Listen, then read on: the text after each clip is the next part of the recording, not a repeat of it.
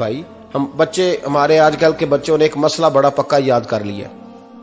کہتے مولانا پیر صاحب پسند کی شادی کرنا جائز نہیں. میں کہتا ہوں صاحب اور بھی بڑی چیزیں جائز ہیں، صرف ایک ہی شے جائز رہ گئی ہے. رسول پاک صلی اللہ علیہ وسلم سوائے اللہ کے کسی کے پابند نہیں، کسی کے پابند نہیں. پر جناب سیدہ خدیجہ الکبریٰ رضی اللہ تعالی عنہ نے پیغام نکاح دیا، یا رسول اللہ میں شادی کرنا چاہتی ہوں. حضور کسی کے پابند نہیں، پر میرے محبوب نے فرمایا میرا چچا میرے والد کی جگہ ہے، میں اپنے چاچا سے پوچھ کے تمہیں جواب دوں گا. یہ ہے پسند کی شادی جو میرے نبی نے بیان فرمائی ہے. تو سارا کچھ کراس کر کر کے گزر جاتا ہے. یہاں تو حال یہ ہے کہ پالنے والا کوئی اور سائے میں بیٹھنے والا.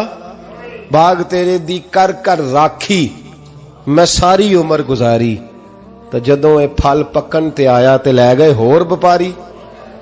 اور بیٹا گزرتا ہے اماں کے دروازے کے آگے سے، اماں کے دروازے کے آگے بیٹا امرود لے کے آیا ہے 6 کلو. توجہ ہے میری بات پر؟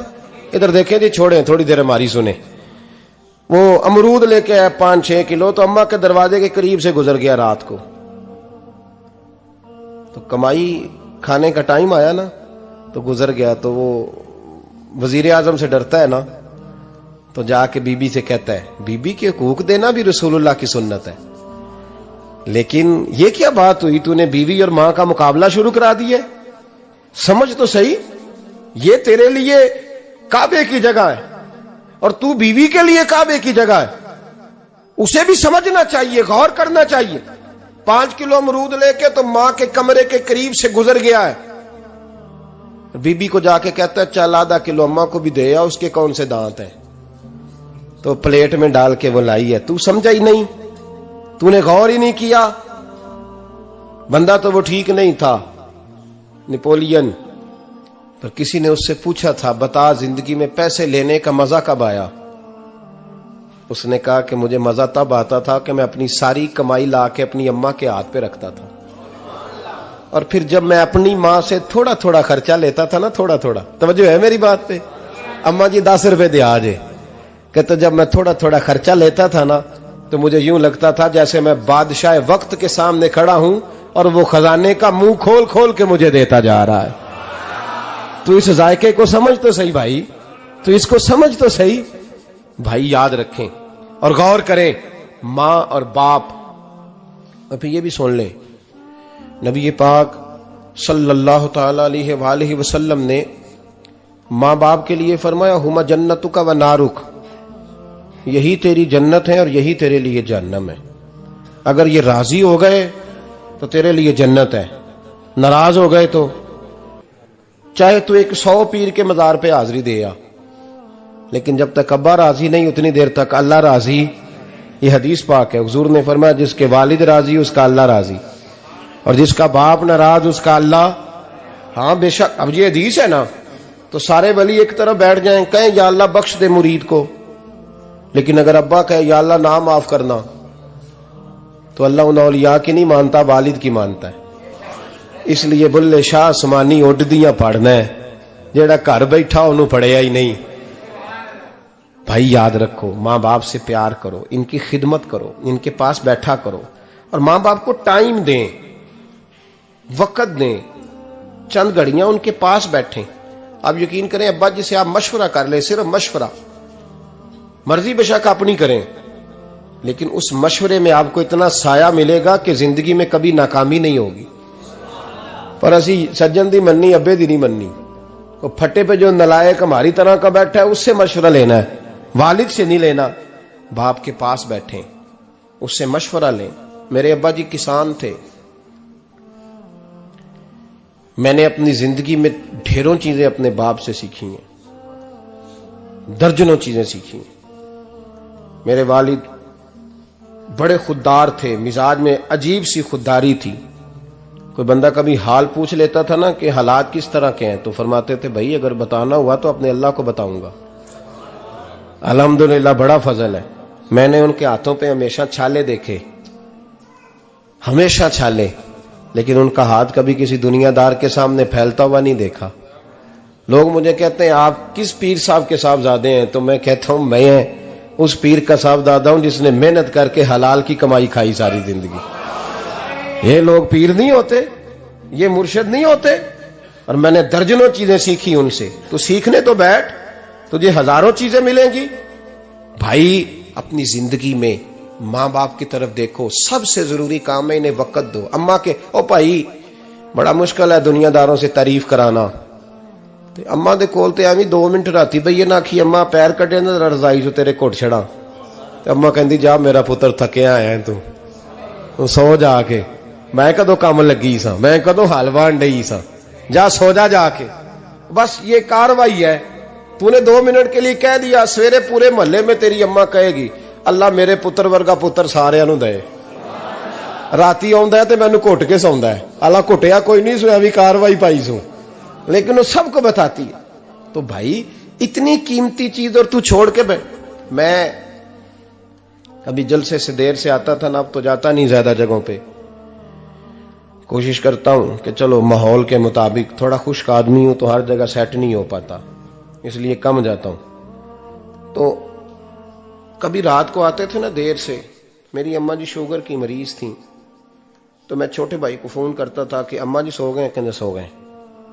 میں کہتا تھا کہ تو نہ اس طرح کر، نیچے آ جا، 2 بج گئے، وہ شوگر کی مریض ہیں، آنکھ کھل جائے نا تو دوبارہ لگتی نہیں بزرگوں کی، تو دروازہ کھول دے، اندر دستک دی تو دقت ہوگی۔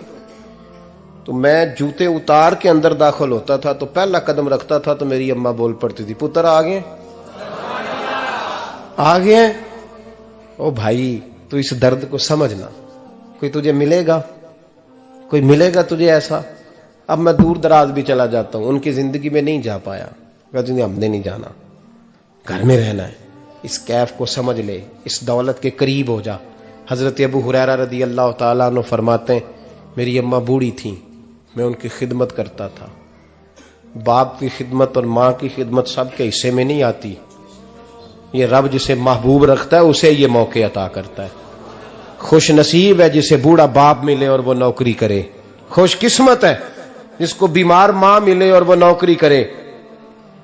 حضرت ابو ہریرہ فرماتے ہیں میری اماں بوڑھی تھیں تو ان کا معدہ کمزور ہو گیا تھا، تو میں اٹھا کے پخانہ پیشاب کرتا تھا تو کئی دفعہ میرے اوپر کر دیتی تھی۔ یہ حضرت ابن جوزی علیہ رحمہ نے اس کو لکھا ہے، فرماتے ہیں میرے دل میں خیال آتا تھا کہ میں بڑا خدمت گزار ہوں اپنی ماں کا۔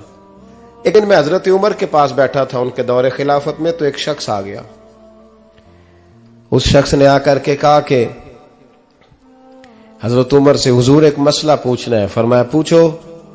وہ کہنے لگا حضور میری اماں بوڑھی ہو گئی ہے، بیمار رہتی ہے، مریضہ ہے، مجھے آواز دیتی ہے بیٹے پیشاب آیا ہے، آواز دیتی ہے تو میں اماں کو اٹھاتا ہوں، ابھی میں بیت الخلاء تک واش روم تک جاتا نہیں کہ میری اماں میرے اوپر پیشاب کر دیتی ہے۔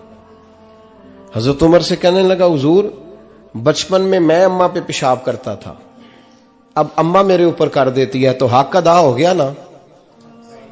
حضرت ابو ہریرہ کہتے ہیں جب اس نے سوال پوچھا تو میرے بھی کان کھڑے ہو گئے، میں نے کہا یہ تو میرے والا مسئلہ پوچھ رہا ہے، میرے والا مسئلہ پوچھ رہا ہے۔ میرے پاس ایک دوست جمعہ پڑھنے آتے ہیں بڑی دور سے، مجھے کہنے لگے حضرت صاحب جدوں بھی میں آنا نا تسی میری ہوئی گل چھیڑ دیندے ہو، وہ جو بات ہوتی ہے نا بالکل میری ہوتی ہے۔ میں نے کہا نہیں یار جو میں کر رہا ہوتا ہوں وہ میری بھی ہوتی ہے، وہ سارے معاشرے کی ہوتی ہے، ہمیں لگتا ہے کہ میری ہو رہی ہے حالانکہ وہ بات ہماری سب کی مشترکہ ہوتی ہے۔ سن لے اور یاد رکھ لیں۔ حضرت ابو ہریرہ فرماتے ہیں میرے کان کھڑے ہو گئے، میں نے کہا اس نے تو میری بات پوچھنی شروع کر دی۔ حضرت فاروق اعظم سے کہنے لگا حضور بچپن میں اماں پہ پیشاب کرتا تھا، وہ میرے اوپر کر دیتی ہے تو حق ادا ہو گیا؟ حضرت عمر کہنے لگے نہیں کوئی نہیں ہوا۔ اس نے کہا حضور مجھے سمجھائیں، وہ سارے کام جو میں اماں کے ساتھ کرتا تھا اماں میرے ساتھ کرتی ہے تو کیوں نہیں ہوا؟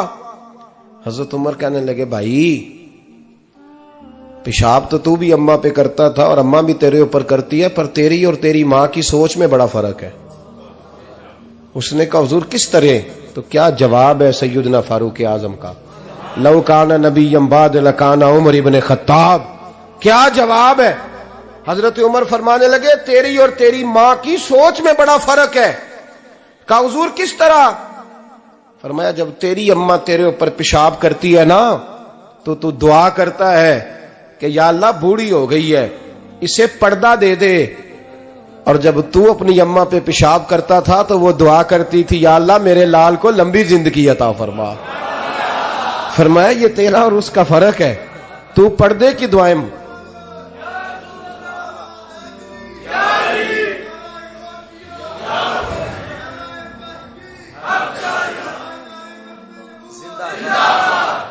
سنے عزیزو، کہا جب تیری اور تیری ماں کی سوچ میں، اور نبی پاک صلی اللہ علیہ وسلم نے فرمایا ہے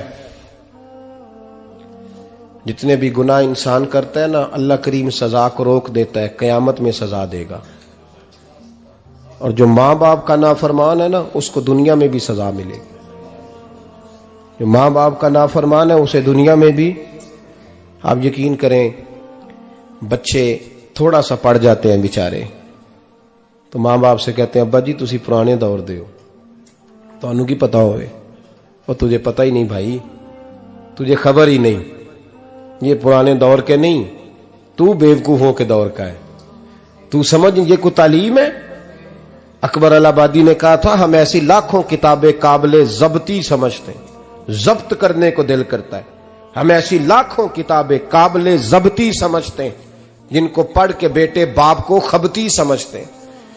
بات کرنے والی ماں اور باپ اتنا بڑا درجہ ہے، اور بھائی